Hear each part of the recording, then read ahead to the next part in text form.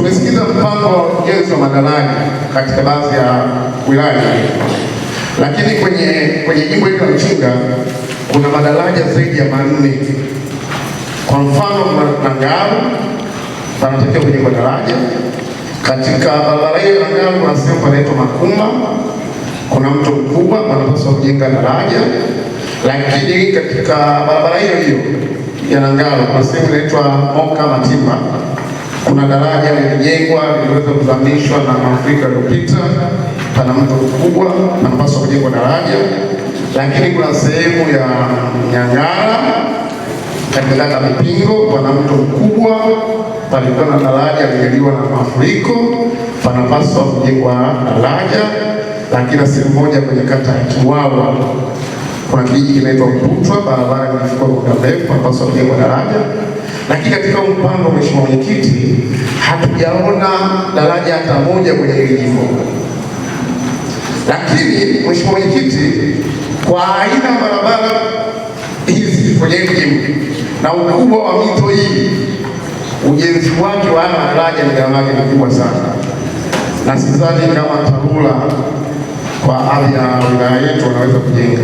Niombe Mheshimiwa Mwenyekiti, wenzetu wa TARURA wawe na mpango maalum, hasa kwenye jimbo la Mchinga, kwa ukubwa wa mifereji inayopatikana kwenye barabara zake, wawe na andiko maalum litakalokwenda kupatia fedha kutekeleza miradi hii, kwa sababu haya madaraja yote, hakuna daraja ambalo tutatumia chini ya bilioni 1 kwenye ujenzi wake.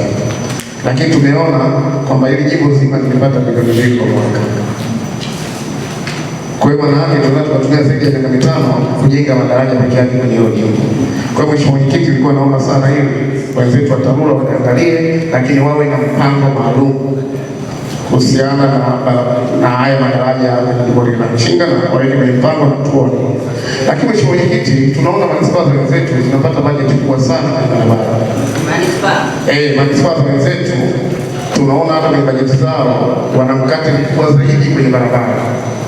Lakini kwenye manispaa yetu ya Lindi, kwenye jimbo la Lindi mjini, bado kiwango ambacho tunakipata ni kidogo ukilinganisha na ukubwa wa jimbo, ukubwa wa manispaa na ukubwa wa barabara zetu. Mheshimiwa Mwenyekiti, leo hii tunazungumzia manispaa ambayo unatoka makao makuu ya jimbo la Lindi mjini hapa mjini, unatembea kilomita 25 hadi 30 kuelekea Chikondi, lakini barabara zake tunazijua. Tuna manispaa ambayo tunakwenda mpaka kule Sindik Kitupikwela, ambako nako tunahitaji kuwa na mtandao wa barabara za lami. Kwa hiyo Mheshimiwa Mwenyekiti, pia na hapa niombe kwamba wenzetu wa TARURA bado wawe na mpango madhubuti na maandiko maalum, ili manispaa yetu ya Lindi tuweze kuongezewa fedha kwa ajili ya utekelezaji wa miradi ya maendeleo, hususan kwenye barabara zetu.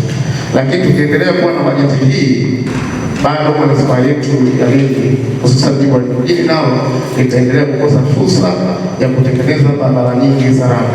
Asante Mheshimiwa Mwenyekiti.